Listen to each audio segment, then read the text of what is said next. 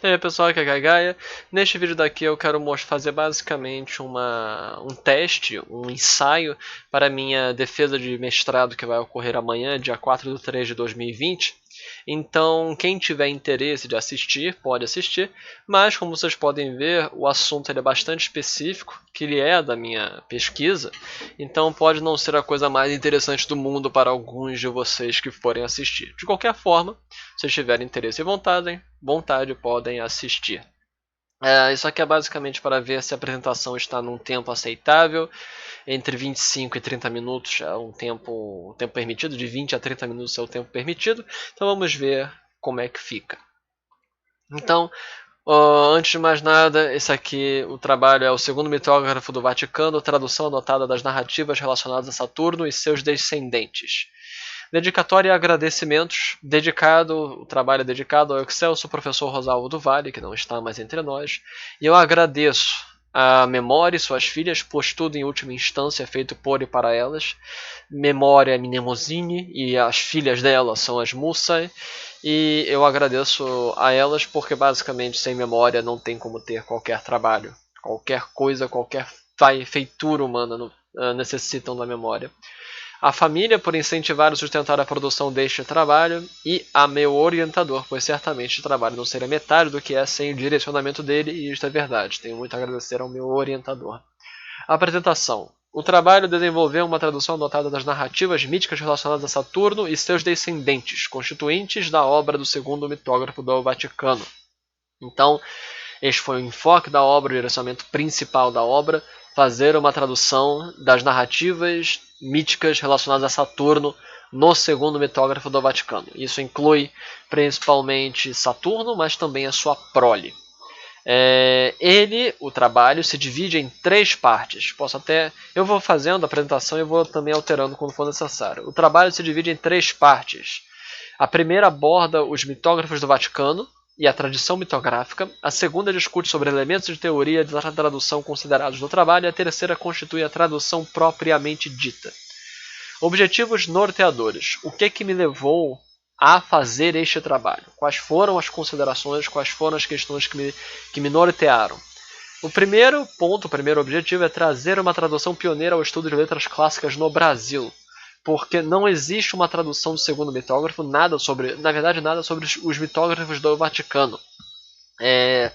Isso não só no Brasil, como no mundo. Em geral, há poucos estudos, conhecimentos, discussões, até pouco conhecimento acerca dos mitógrafos do Vaticano.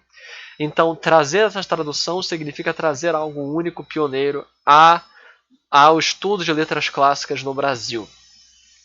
Discutir sobre a cronologia da tradição mitográfica. Isso também eu acho muito interessante, foi uma das coisas que me moveram para este trabalho, que é fazer um apanhado geral sobre a mitografia.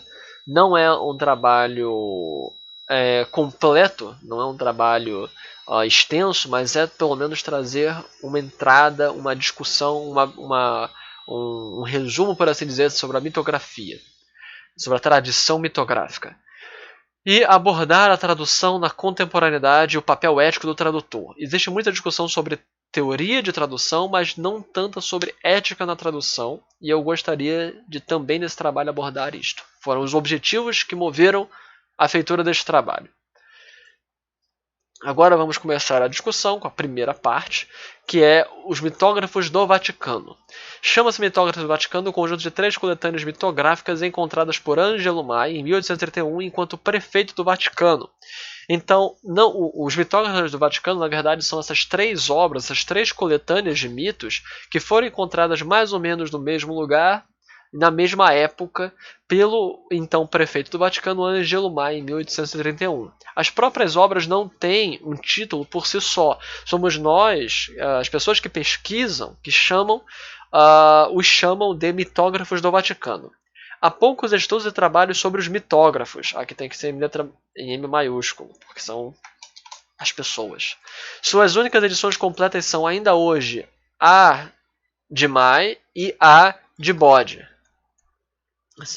Há pouquíssima coisa e estudo sobre os 3 mitógrafos. Eles são de autoria não identificada, anônima, não conseguimos identificar os autores dos mitógrafos, apesar de que já existe uma certa discussão sobre o terceiro mitógrafo ser um tal de Alberico, existe uma discussão sobre isso. Esse trabalho não focou sobre a discussão da autoria das obras, mas basicamente eles são autores anônimos, e a não ser pelo terceiro que existe alguma consideração sobre quem ele poderia ser. Mas de qualquer forma, há pouquíssimo estudo, pouquíssima análise, pouquíssima pesquisa sobre os mitógrafos, apesar de eles tomarem um local relativamente importante entre serem essa transição entre os primeiros mitógrafos cristãos e as grandes obras de mitografia que viriam no período renascentista. Então, eles são esse grande agrupamento importante, mas que atualmente há pouquíssima coisa. Não existem hoje grandes edições do trabalho. A primeira foi a de Maia, a segunda foi a de Bode. Não existe mais uma edição que pegue os 3 mitógrafos. Não existe uma edição atualizada que pegue, que analise, que observe os 3 mitógrafos. E é uma área assim, muito ainda prolífica para estudos. Características dos mitógrafos. O primeiro tem 3 livros e 234 mitos. O segundo tem 275 mitos. E o terceiro tem 15 capítulos com alguns mitos. Então, o primeiro e o segundo são muito mais próximos. Eles são ambos coletâneas de mitos com interpretações sobre os mesmos, e o terceiro é o único que se diferencia bastante ao ter apenas alguns mitos e uma abordagem extensa sobre estes poucos mitos. De forma geral, é isso no que conformam os mitógrafos do Vaticano. Mitografia antiga e moderna. 2 posições sobre a mitografia. A antiga como coletânea de mitos e suas interpretações, e a moderna, estudo científico dos mitos e suas fontes. Essas posições, essas considerações sobre a mitografia são feitas por Ruiz de Elvira, porque nós podemos observar que existem 2 visões, 2 formas de se abordar a mitografia. A mitografia antiga, ela focava mais nos mitos como basicamente faziam coletâneas dos mitos e interpretavam eles. O esforço principal estava na interpretação das obras antigas. Enquanto que a mitografia moderna, que pelo menos é o que postula ou que comenta Ruiz de Elvira, ela foca mais num estudo científico sobre os mitos e suas fontes.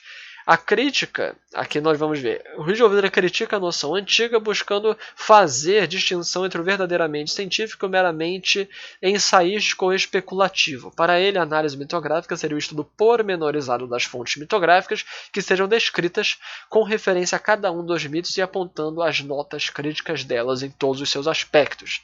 Então, Ruiz de Elvira aborda que a mitografia científica ela deve ser muito mais num caráter filológico, estudando de onde vêm os mitos, os seus possíveis, as pessoas que os compilaram, quais são os tipos de compilações que aconteceram sobre eles, do que necessariamente ensaística, especulativa e interpretativa.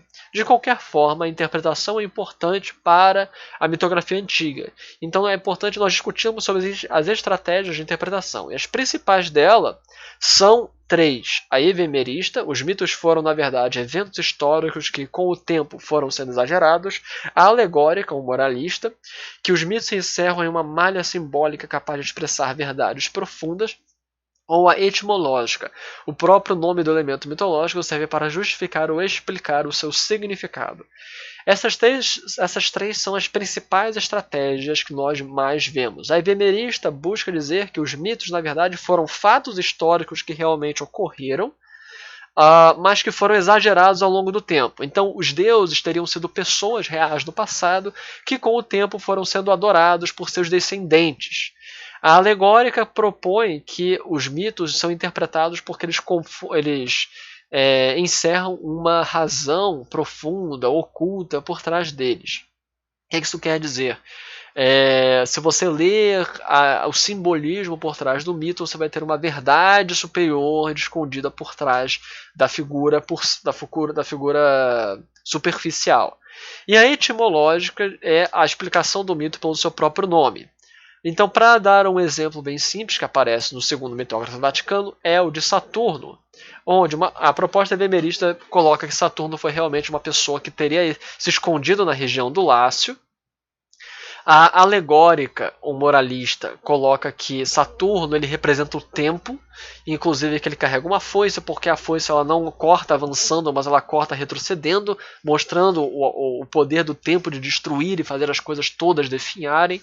E a etimológica bota Saturno como Saturitas, que é estar cheio, repleto, porque o tempo está repleto de anos, de coisas que passaram por ele. O gênero, agora vamos falar sobre o gênero mitografia. A paradoxografia é um precursor da mitografia, pelo menos como nós a conhecemos, tanto a antiga quanto a moderna, que era a grafia do inesperado, do maravilhoso. Os autores desse gênero, surgido aproximadamente no século III a.C., atuavam de forma geral como compiladores de histórias e relatos vivenciados por outros, mas com certa primazia ao estilo da escrita. O que isso quer dizer? A paradoxografia era um gênero que discutia, que pegava histórias fantásticas, as compilava e escrevia para que seu público leitor visse e se maravilhasse. A paradoxografia ela tem certas semelhanças com a mitografia, mas principalmente também até mesmo com a novela, com o escrito fantástico de hoje, a ficção. Então é muito interessante. É um gênero que depois foi perdendo sua força, tendo seu auge, seu apogeu no período 3 a 2 a.C., mas que tem suas semelhanças, tem assim um aspecto de ser um precursor da mitografia. De Roma até o início da era cristã, nós vemos um ambiente cultural onde o mito figurava com a importância de uma moeda cultural. Era bem visto para a elite que detivesse o conhecimento, a elite romana que detivesse conhecimento sobre os mitos. Os manuais mitográficos explicativos tomaram centro dessa época. Então existiam muitos manuais mitográficos falando sobre detalhes sobre os mitos, interpretações dos mitos, e havia nesse momento, que é o início da era cristã, uma convivência dos primeiros cristãos com a mitologia pagã. Então é muito interessante observar isso, porque era uma relação muito mais de convivência do que uma de conflito direto. Isso viria a acontecer mais depois com a queda de Roma e o apogeu, o aumento da força do cristianismo. Então, havia nessa época a questão dos apologistas. Posso até botar aqui, conversa dos primeiros cristãos com a mitologia pagã.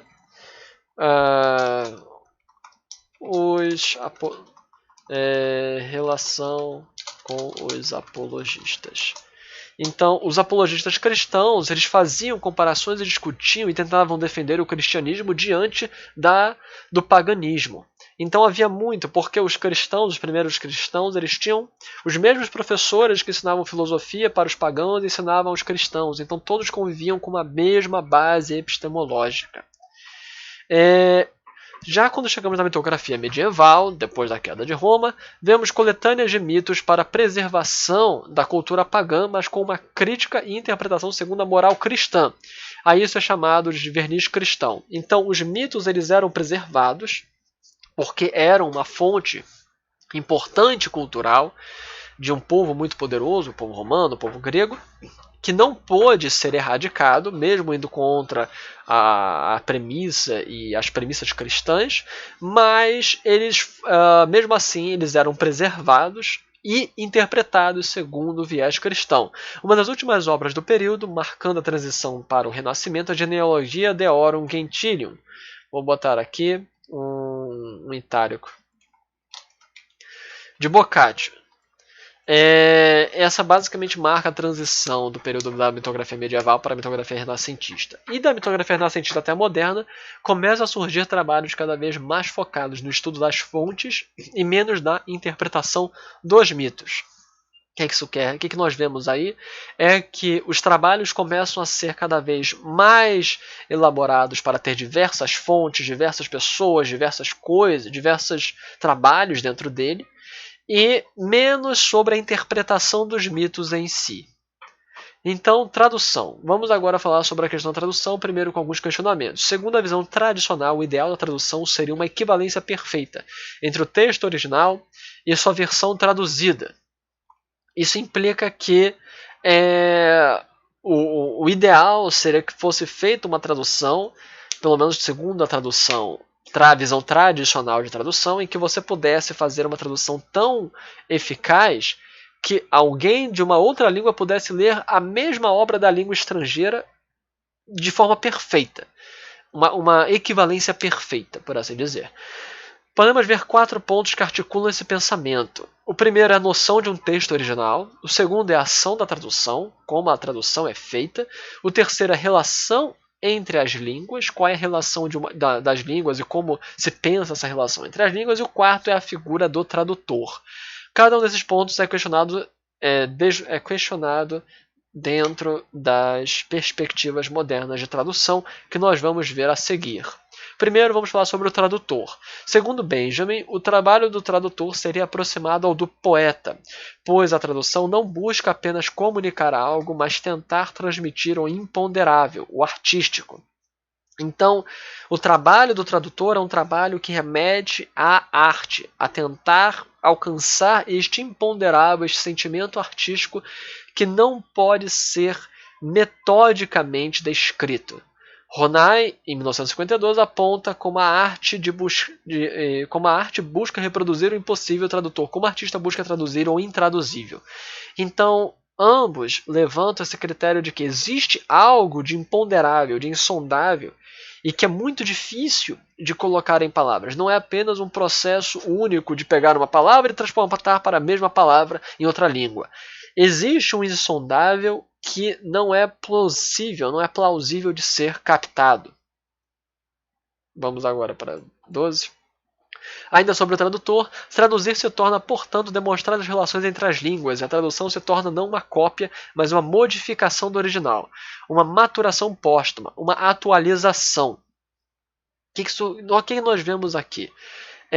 A tradução não é, portanto, uma equivalência perfeita, não é uma cópia perfeita daquilo que nós estamos procurando fazer.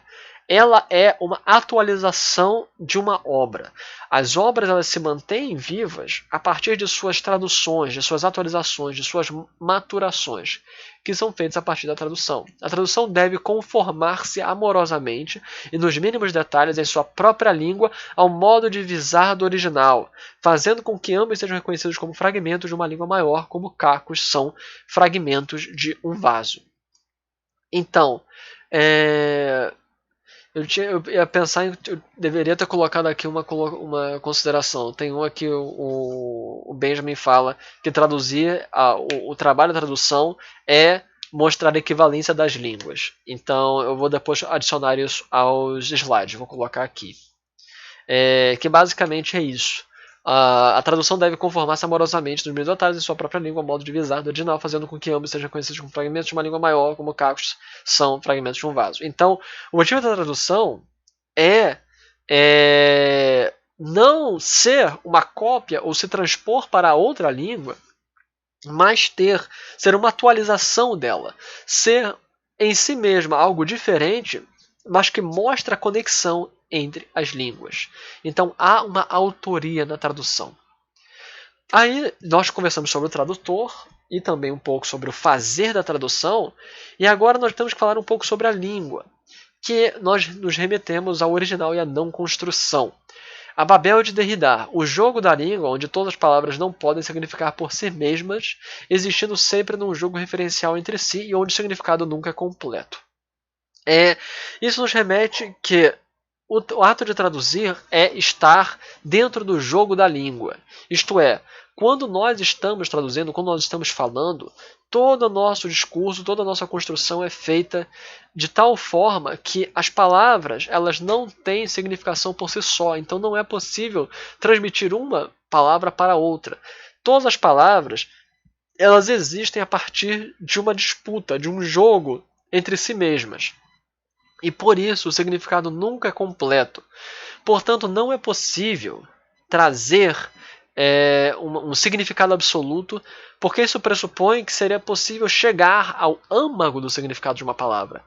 Mas, como todo significado é uma construção em processo, logo nós estamos sempre no processo de tradução, mesmo quando estamos dentro de nossa própria língua. Assim, somos presos ao jogo da língua, não podendo escapar dela. E isso se mostra evidente quando em situação específica, podemos nos ver no abismo da língua. No momento, isso aqui ficou meio feio. E com isso mostra quando podemos... Isso mostra evidente especialmente quando podemos nos ver no abismo da língua.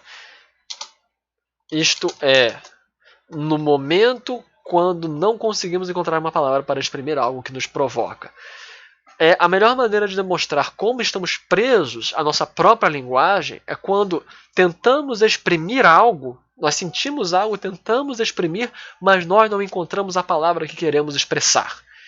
Este momento é o abismo da língua, como postula Heidegger, e encontrar-se com o abismo da língua é deliberar-se com a tradução. Estamos a todo momento tentando traduzir nossos pensamentos, nossos sentimentos, nossas emoções.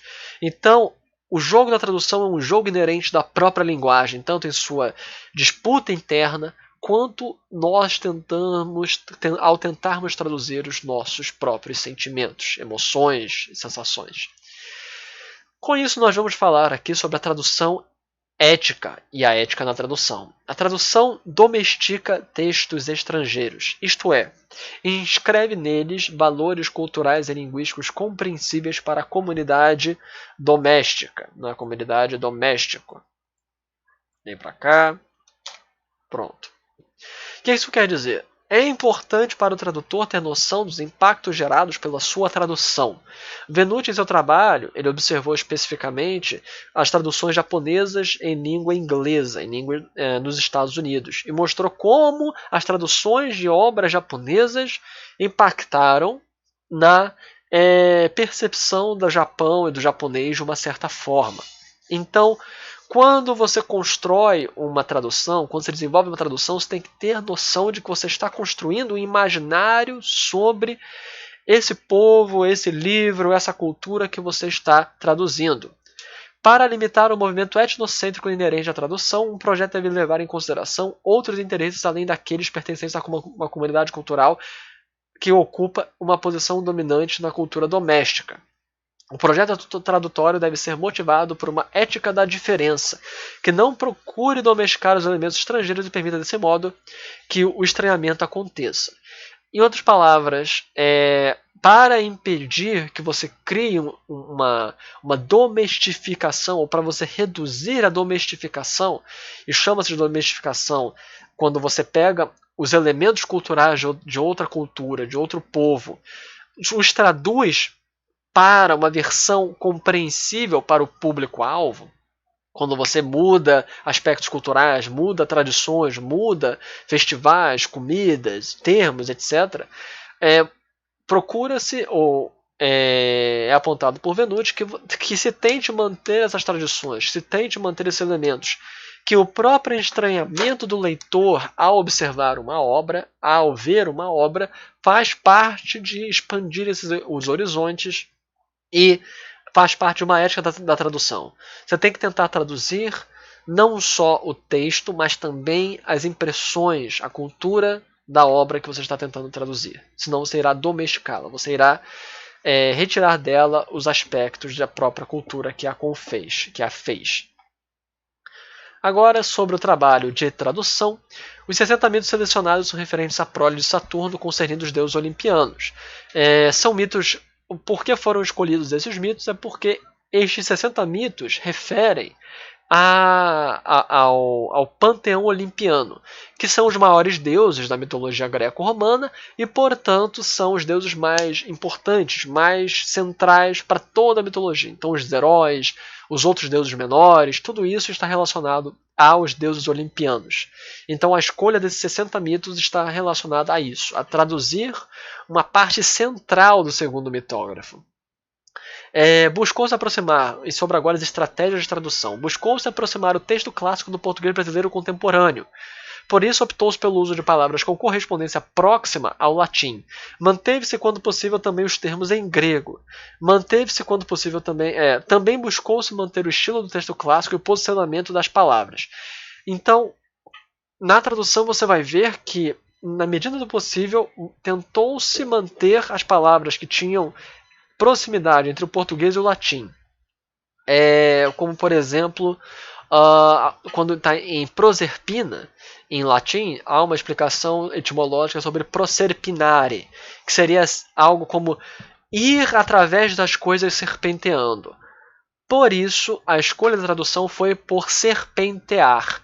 Então, as palavras mais próximas possíveis com o latim foram escolhidas. Além disso, os termos em grego e também o estilo. Então, o posicionamento de certas frases, de certas colocações dentro das frases, foi mantido o mais próximo possível do latim para que houvesse esse momento de estranhamento do leitor, para que não tentasse mudar muito o aspecto cultural e a sensação de ler este texto clássico antigo. Esse estranhamento, essa dificuldade na leitura faz parte da estratégia de tradução escolhida. Sobre as notas de tradução, as notas de tradução focaram principalmente em referenciar os textos clássicos sobre os quais o segundo mitógrafo baseou sua escrita e também elucidar passagens mitológicas para os leitores. Temos ainda aqui 5 minutos. Eu vou abrir aqui o documento da dissertação para mostrar só um pouco como é que foi feita a tradução, para vocês terem noção de como é.